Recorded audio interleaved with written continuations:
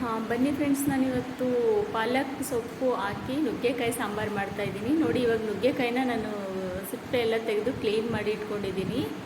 ಆಮೇಲೆ ನಾನು ಚೆನ್ನಾಗಿ ಬ್ಯಾಳಿ ಯೂಸ್ ಮಾಡ್ತಾಯಿದ್ದೀನಿ. ನೀವು ಬೇಕಾದರೆ ತೊಗರಿ ಬೇಳೆ ಬೇಕಾದರೂ ಯೂಸ್ ಮಾಡ್ಬೋದು. ನಾನು ಒಂದು ಟೊಮೆಟೊ ತೊಗೊಂಡಿದ್ದೀನಿ ಕಟ್ ಮಾಡಿ. ಈರುಳ್ಳಿ ಕೂಡ ಅಷ್ಟೇ, ಒಂದು ಈರುಳ್ಳಿ ತೊಗೊಂಡಿದ್ದೀನಿ.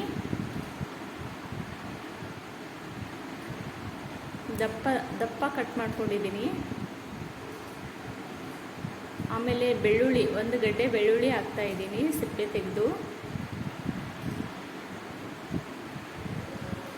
ಸ್ವಲ್ಪ ಖಾರದ ಪುಡಿ ಹಾಕ್ತಾಯಿದ್ದೀನಿ. ಖಾರ ನೋಡ್ಕೊಂಡು ಹಾಕ್ಕೊಳ್ಳಿ, ನಿಮ್ಗೆ ಎಷ್ಟು ಬೇಕು, ಇನ್ನೂ ಜಾಸ್ತಿ ಬೇಕಿದ್ದರೆ ಹಾಕ್ಕೋಬೋದು. ಆಮೇಲೆ ಒಂದು ಸ್ವಲ್ಪ ಅರಿಶಿನ ಹಾಕ್ತಾಯಿದ್ದೀನಿ. ಜೀರಿಗೆ, ಒಂದು ಸ್ಪೂನ್ ಜೀರಿಗೆ ಹಾಕ್ತಾಯಿದ್ದೀನಿ. ಆಮೇಲೆ ಸಾಂಬಾರು ಪೌಡ್ರು, ಕರಿಬೇವಿನ ಸೊಪ್ಪು ಹಾಕ್ತಾಯಿದ್ದೀನಿ.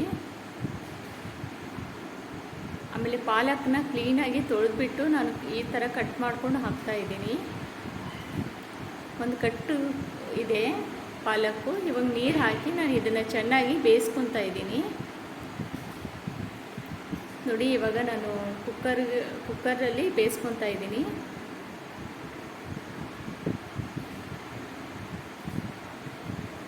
ಮತ್ತು ನುಗ್ಗೆಕಾಯಿ ಕೂಡ ಸಪ್ರೇಟಾಗಿ ಬೇಯಿಸ್ಕೊತಾ ಇದ್ದೀನಿ.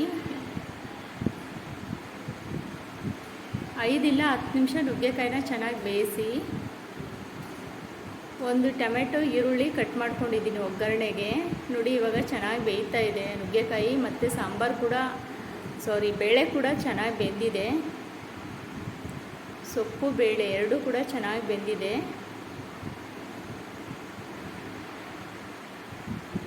ಇವಾಗ ನಾನು ಇದನ್ನು ಮಸಿತಾ ಇದ್ದೀನಿ.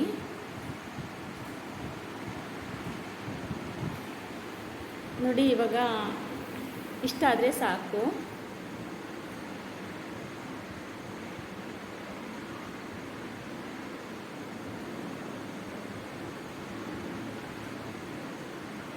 ನಾನು ಒಗ್ಗರಣೆಗೆ ಇಡ್ತಾ ಇದ್ದೀನಿ. ಪಾತ್ರೆ ಇಟ್ಟಿದ್ದೀನಿ ಒಗ್ಗರಣೆಗೆ. ಸ್ವಲ್ಪ ಎಣ್ಣೆ ಹಾಕ್ತಾಯಿದ್ದೀನಿ.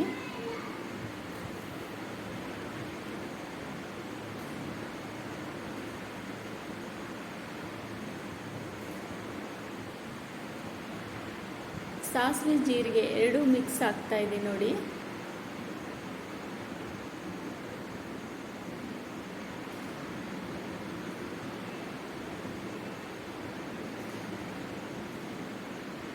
ಕರಿಬೇವಿನ ಸೊಪ್ಪು ಹಾಕ್ತಾಯಿದ್ದೀನಿ.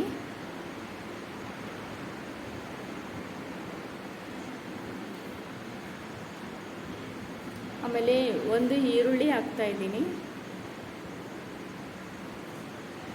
ಒಂದು ಟೊಮೆಟೊ, ಎರಡನ್ನೂ ಚೆನ್ನಾಗಿ ಎಣ್ಣೆಯಲ್ಲಿ ಫ್ರೈ ಮಾಡಿ.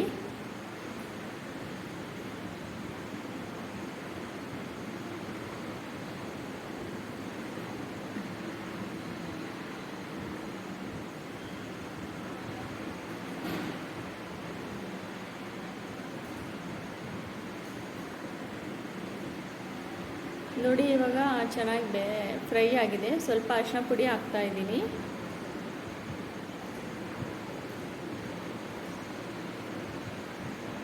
ನಾನು ನುಗ್ಗೆ ಬೇಯಿಸ್ಕೊಂಡಿದ್ನಲ್ಲ, ಇದನ್ನು ಸೇರಿಸ್ತಾ ಇದ್ದೀನಿ. ಆ ನೀರು ಸಮೇತ ಸೇರಿಸ್ತಾ ಇದ್ದೀನಿ. ನೋಡಿ, ಸಾಂಬಾರು ಕೂಡ ಹಾಕ್ತಾಯಿದ್ದೀನಿ. ಬೇಳೆ ಬೇಯಿಸ್ಕೊಂಡಿದ್ದು ಅದು ಕೂಡ ಸೇರಿಸ್ತಾ ಇದ್ದೀನಿ.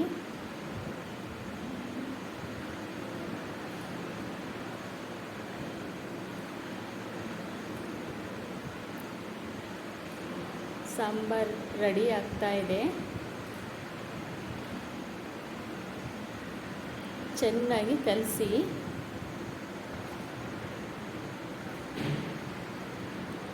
ಉಪ್ಪು ಹಾಕ್ತಾಯಿದ್ದೀನಿ. ಉಪ್ಪು ರುಚಿಗೆ ತಕ್ಕಷ್ಟು ಹಾಕಿ.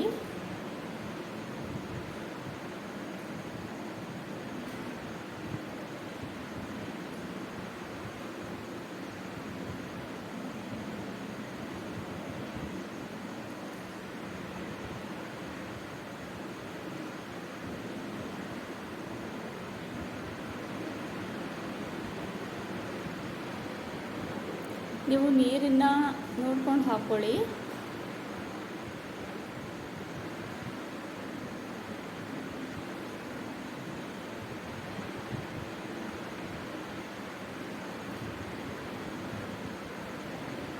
ನಾನು ಸ್ವಲ್ಪನೇ ನೀರು ಹಾಕಿದ್ದೀನಿ, ಜಾಸ್ತಿ ಹಾಕಿಲ್ಲ. ತಿಳಿ ಬೇಕಾದರೂ ಮಾಡ್ಕೋಬೋದು. ಮುದ್ದೆ ಜೊತೆ ಕೂಡ ತುಂಬ ಚೆನ್ನಾಗಿರುತ್ತೆ.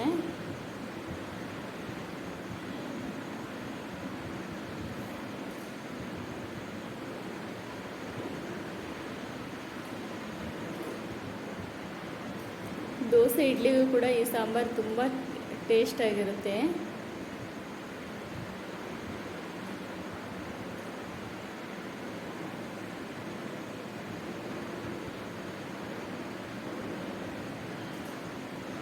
ನೋಡಿ, ಕೊನೆಯಲ್ಲಿ ನಾನು ಸ್ವಲ್ಪ ಕೊತ್ತಂಬರಿ ಸೊಪ್ಪು ಹಾಕ್ತಾಯಿದ್ದೀನಿ.